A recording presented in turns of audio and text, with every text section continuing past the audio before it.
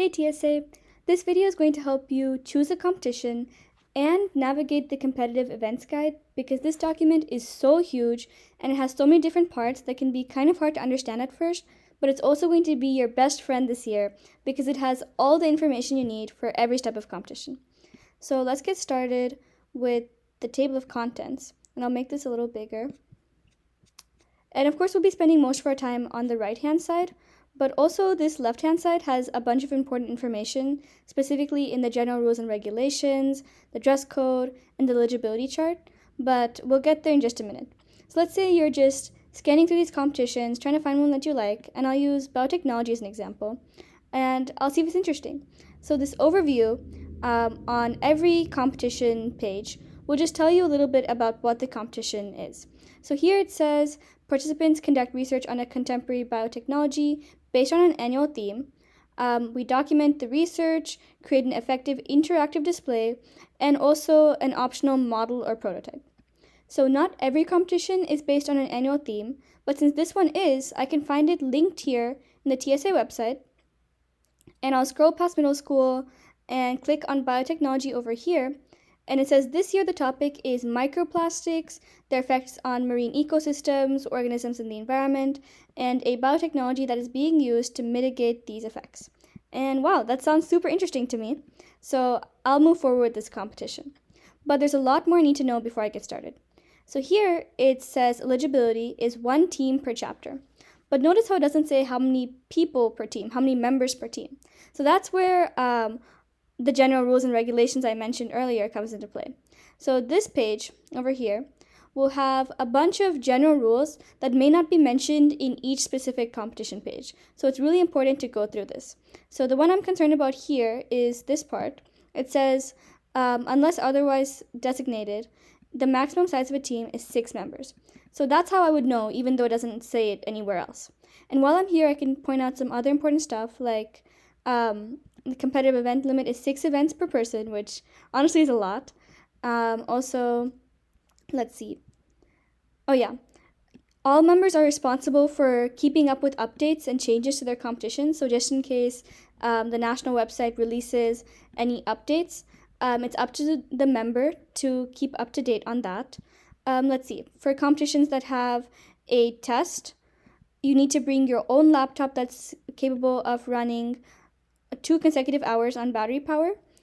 And let's see, if you have like a video or something, or for any competition really, you're not allowed to have any identifying information other than your competition ID, except for these 3 competitions, right? It says plan of work log should only have student initials. These are the default display dimensions, and just a bunch of stuff that may not be said anywhere else, but it's on this page. So that's why that's important. So let me go back to biotechnology. And now I know my eligibility. The next part would be the time limits. So as I mentioned before, there is an interview and presentation portion in the semifinal round. So that would just give me the time limits for that. And then it says attire. And all attire, like I mentioned before, would be on this page, dress code. And it said competition attire. So I would look at this section. It says royal blue TSA shirt, which again is not the chapter shirt. It would be the button down. Which you can purchase directly through the TSA store, gray slacks, and dress shoes. Okay, back to biotechnology again. The next section is procedures, which is a really important part, and it's split up into 3 different sections. So we have pre-conference, preliminary, and semifinal. And this is where I messed up back in 10th grade. But basically, pre-conference is everything the days before the competition. So before competition day, you need to have, as it says over here, you need to have your documentation portfolio, display, and presentation ready. So basically the entire competition. And then on preliminary round, on the first day of competition, basically, it says have 2 members, not your entire 6-member team. 2 members report to the time and place that they say and set up your display. And then it basically just says that judges will post a semi-finalist list of 12 teams. And then semi-final round is if we make it on this list, then I would send 2 representatives from my team to present our presentation and do the interview, and then top 10 finalists are announced. And of course, if it's just at the local level, you may not have 24 teams to 12 teams, but at nationals, there will be a bunch of competition. But that's just basically saying the order of how things are done. And notice how even though the semifinal round is the presentation, you need to have it ready by the pre-conference, basically before the competition starts. So that's something important to remember. And it applies to a bunch of different competitions. The next section is regulations and requirements, and there is some repetitive stuff, but basically this is the specifics for everything you need for your competition. So remember, in pre-conference or preliminary, we needed our display and portfolio. So this has the dimensions for that. It's said here in documentation portfolio, a lot of people make mistakes on this part. It gives you exactly what you need. And there's a bunch of specific rules that you need to pay attention to.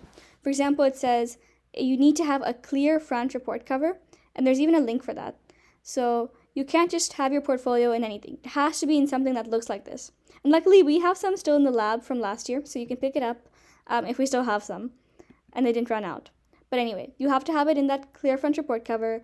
You need a title page, table of contents, an essay about the definition of the problem, 3 pages about the explanation of your solution, real life applications, anyway, blah, blah, blah.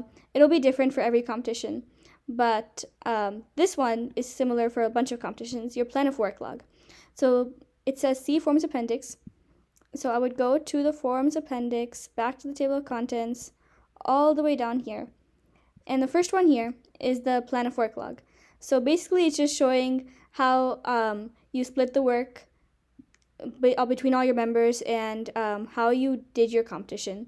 And remember, in the general rules and regulations, we said that you can only put your initials, no other identifying information. And one other important thing is that the advisor needs to sign this, so make sure to get that well ahead of time and not the day before competition. Okay, so back to biotechnology again. Scrolling all the way up there, table of contents, biotechnology. And we were over here. And another important thing that you would only catch if you're reading this very carefully is that you need a bibliography with 3 different types of resources. So you can't just have all your research done on a website. You need to have, for example, journals, magazines, books, interviews. So 3 different types of stuff there. And again, you would know that only by reading this pretty carefully.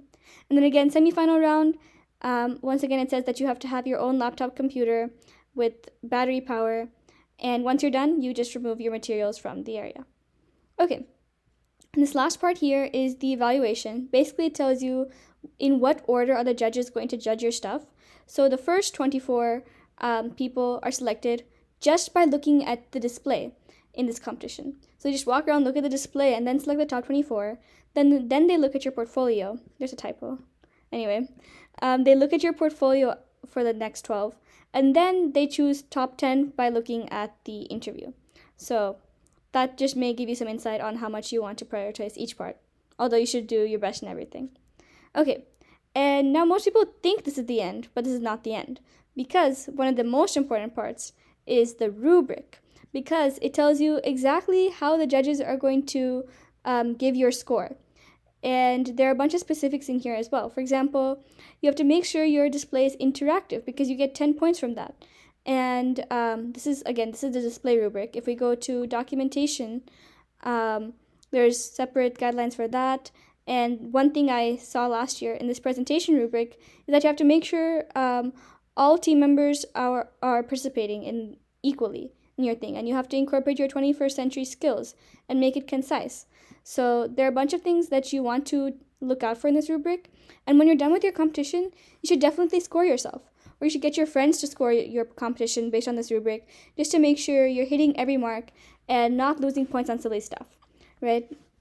So, that's basically it for biotechnology. But there are a bunch of different competitions that have different elements to it that biotechnology doesn't. So I'll go over those a little bit. For example, let's go to music production. That one has a pre-submit.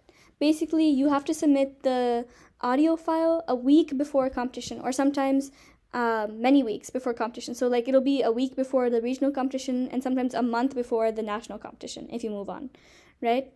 So you have to make sure to know when those dates are. And let's see, some competitions have a test, like I mentioned before. I know one that does is Tech Bowl over here.